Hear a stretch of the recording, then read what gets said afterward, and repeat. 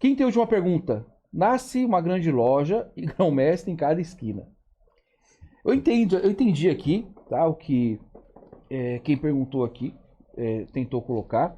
É um ponto importante, tá? Vamos falar da maçonaria no Brasil. Para você ser maçom, existe uma linhagem, tá? Existe uma regularidade.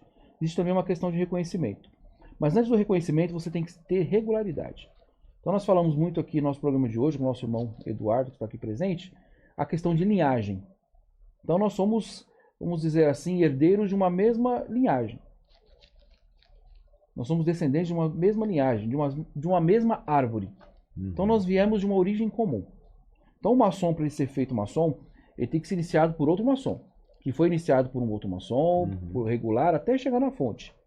E nós vamos até fazer um programa sobre isso, né? Nós vamos fazer um episódio sobre isso, falando dessa questão de linhagem.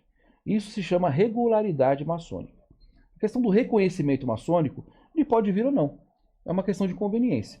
Primeiro o maçom, a loja maçônica, o mestre maçom, a potência maçônica tem que ter regularidade. Reconhecimento é importante, sim, porque fortalece as colunas, mas não é, vamos dizer assim, é necessário.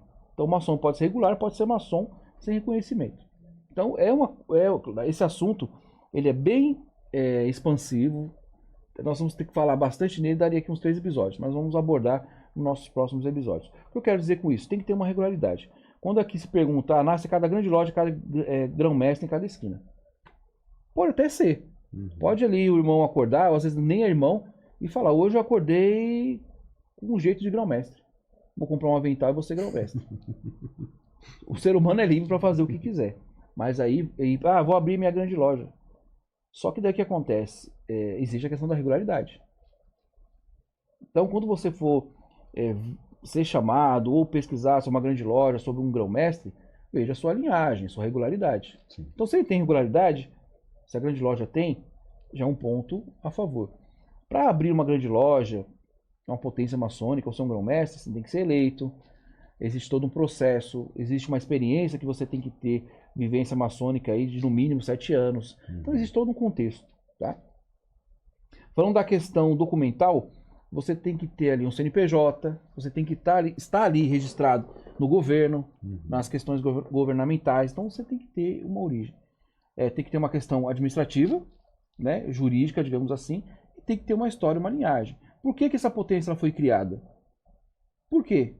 Geralmente se cria uma grande loja com 3 lojas regularmente constituídas, ou pelo reconhecimento de uma grande loja, uma potência mais antiga, que vai conhecer e vai dar ali uma carta constitutiva, uma carta patente, tá?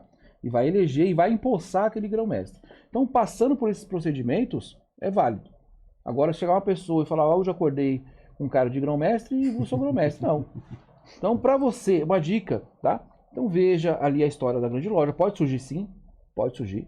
Veja a história da grande loja, veja a história do grão-mestre, veja toda a trajetória, tanto regular e jurídica, aí você vai ter uma base. Realmente, fuja da questão dos golpes, fuja da questão dessa loucura que está no Brasil, questão de maçonaria, hoje todo mundo quer ser, hoje a vaidade fica muito fácil, mas qualquer um pode ser o que quiser.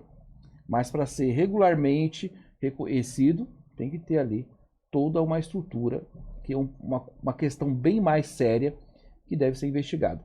Assim como você, agradeço as perguntas também, agradeço a última pergunta, assim como você é analisado para entrar na ordem, você também pode analisar, e você deve analisar, para você não entrar aí numa questão fraudulenta ou mentirosa.